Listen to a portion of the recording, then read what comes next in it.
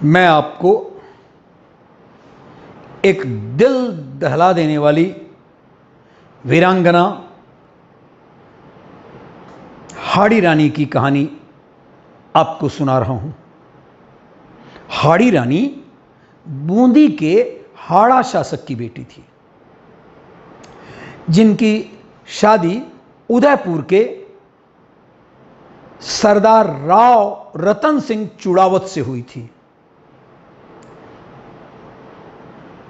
हाड़ी रानी महल सलुम्बर राजस्थान में आज भी मौजूद है।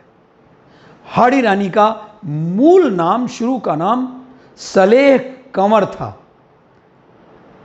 लेकिन हाड़ी में विवाह करने के कारण अब उनको लोग हाड़ी रानी ही जानते थे। रावल रतन सिंह चुड़ावत से उनका विवाह हुआ था, बताया हूं। विवाह होने के बाद उन्हें हाड़ी रानी के नाम से ही जाना जाता था।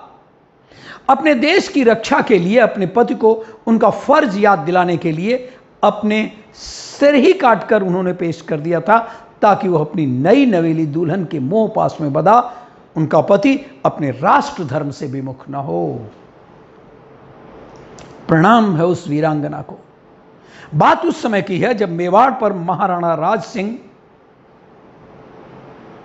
जिनका राज्य 1652 से लेकर के 1680 तक चला था, उनका शासन, इनके सामंत सलुम्बर के राव चुड़ावत रतन सिंह थे,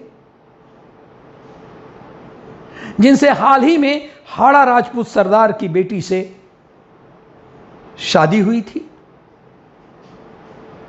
कथा के अनुसार हाड़ी रानी के विवाह को अभी केवल 7 ही दिन हुए थे, हाथों की मेहंदी भी नहीं छूटी थी, उनके पति को युद्ध पर जाने का फरमान आ गया। 7 दिन हुए थे अभी, जिसमें महाराणा राज सिंह ने राव चुड़ावत रतन सिंह को औरंगजेब की अतिरिक्त सेना को रोकने का निर्देश दिया गया था। लड़ाई हो रही थी, लेकिन तब तक और भी सेना औरंगजेब ने भेज दिया। तो उन्होंने, तब वो जानते थे कि रतन सिंह का अभी विवाह हुआ है, अभी विवाह हुआ है, लेकिन मजबूरी थी, व्यवस्था था, देश को बचाना था। चुड़ावत रतन सिंह के लिए यह संदेश उनका मित्र शार्दुल लेकर के आया था। पत्र पढ़कर हाड़ी सरदार का मन व्यथित हो गया। अभी उनके विवाह को 7 दिन ही हुए थे और पत्नी से बिछड़ने की घड़ी आ गई थी। कौन जानता था कि युद्ध में क्या होगा। एक राजपूत रणभूमि में अपने शीश का मोह त्याग कर उतरता है और जरूरत पड़ने पर सिर कटाने से भी पीछे नहीं हटता। उधर औरंगजेब की सेना तेजी से आगे बढ़ रही थी, इसलिए महाराणा राज सिंह ने अपनी सेना को युद्ध की तैयारी का आदेश दे दिया और रत्न सिंह को इस संदेश को लेकर के अपनी पत्नी हाड़ी रानी के पास पहुंचकर अपनी सारी कहानी सुनाई। रानी को भी यह खबर सुनकर सदमा लगा, पर उसने खुद को संभाल लिया और अपने पति को युद्ध में जाने के लिए तैयार किया। उनके लिए विजय की कामना के साथ उन्हें युद्ध के लिए विदाई दी। सरदार अपनी सेना लेकर के चल पड़ा, किंतु उसके मन में रह रहकर आ रहा था, कहीं मेरी पत्नी मुझे भूल न जाए। वो मन को समझाता, पर उसका ध्यान उधर ही चला जाता। आखिर अंत में हाड़ी सरदार रतन सिंह से रहा न गया।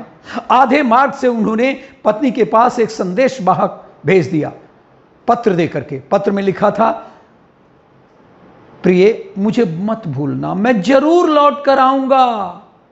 मुझे तुम्हारी बहुत याद आ रही है। अगर संभव हो तो अपनी कोई प्रिय निशानी भेज देना, उसे ही देखकर मैं अपना मन हल्का कर लिया करूंगा। पत्र पढ़कर हाड़ी रानी सोच में पड़ गई।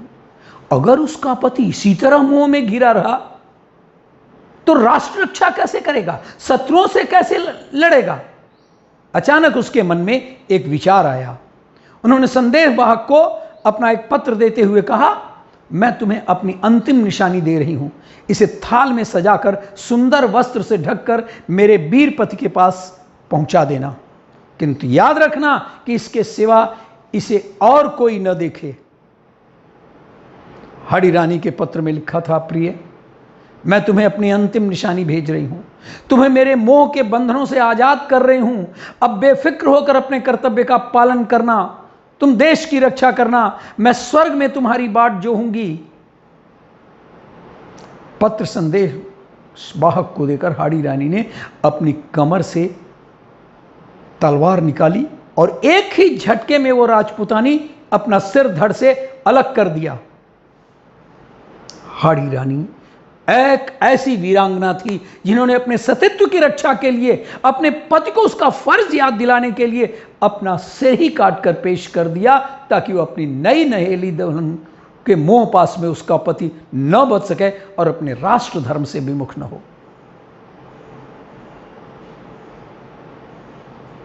संदेश वाहक की आंखें फटी की फटी रह गई, आंखों से आंसू निकल पड़े।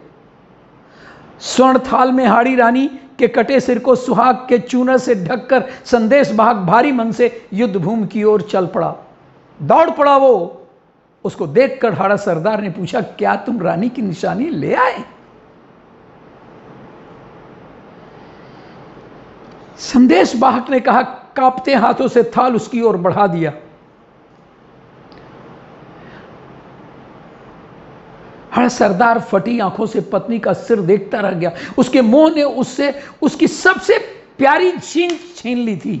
अब उसके पास जीने का कोई औचित्य नहीं बचा था। उसने मन ही मन कहा, प्रिय, मैं भी तुमसे मिलने आ रहा हूं। हाड़ा सरदार के मोह के सारे बंधन टूट चुके थे।